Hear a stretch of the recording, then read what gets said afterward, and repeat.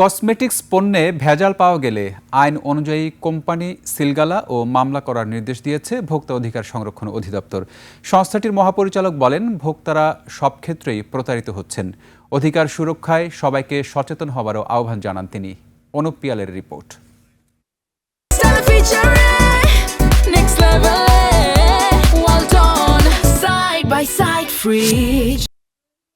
ভেজাল ও নিম্নমানের পণ্যের আগ্রাসন, ভোক্তা সুরক্ষায় প্রয়োজন কঠোর নীতিমালা বিষয়ে রাজধানীর টিসিবি ভবনে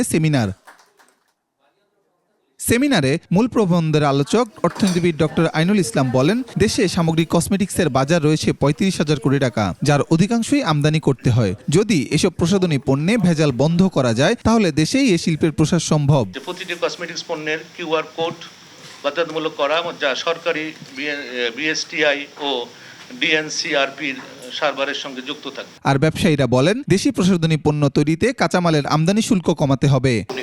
বাংলাদেশে অনেক দিন ধরে আমরা বলে আসতেছি যে ইজি ডুইং বিজনেসের জায়গায় আপনাকে যেতে হবে। যে যেমনি ইচ্ছা অমনি ব্যবসা করবে অনলাইনে, এখন অনলাইনের ব্যবসাটাই কিন্তু বড় হয়ে গেছে, দোকান ব্যবসাটা একটু কম। যেসব ক্রিম ব্যবহার করে সুন্দর হতে চান নারীরা, সেগুলোতে যদি ভেজাল থাকে তাহলে তা ত্বকের জন্য খুবই ভয়াবহ বলে জানিয়েছেন বিশেষজ্ঞরা। হালাল ইকোসিস্টেম তৈরিতে কাজ করার উপরও জোর দেন আলোচকরা। দেশের ভিতরে যে কসমেটিক্স পণ্য তৈরি হয়, স্কিন ক্রিম মেইনলি, সেখানে ক্ষতিকর উপাদান, অতিশয় ক্ষতিকর উপাদান হাইড্রোকুইনন পাওয়া যায়। মেয়েদের ক্ষেত্রে যেসব ক্রিম তারা ইউজ করে সুন্দর হতে চায় বা ফর্সা হতে চায়, সেগুলোর থেকে কিন্তু অ্যাকচুয়ালি বিভিন্ন রকমের মেজর প্রবলেম হচ্ছে, যেরকম হরমোনাল ইস্যুস হচ্ছে, স্কিনের কালার চেঞ্জ হয়ে যাচ্ছে। মেয়েদের মুখে যদি অতিরিক্ত ছেলেদের মতো লোম হয়, সেই ক্ষেত্রে কিন্তু সে আর সামাজিকভাবে মিশতে চাচ্ছে না, সো মানসিক প্রবলেমও ডেভেলপ করছে। চায়না এই মুহূর্তে কিন্তু এই হালাল প্রোডাক্টের একটা বড় বিগেস্ট সাপ্লায়ার, হ্যাঁ, অথচ হালাল কিন্তু এটা মুসলিম দেশ, হ্যাঁ। সুতরাং এই জায়গাতে আমাদের সাপ্লায়ার হওয়ার একটা বড় সুযোগ রয়েছে, যেটা আমরা আসলে খেলায় হারাচ্ছি।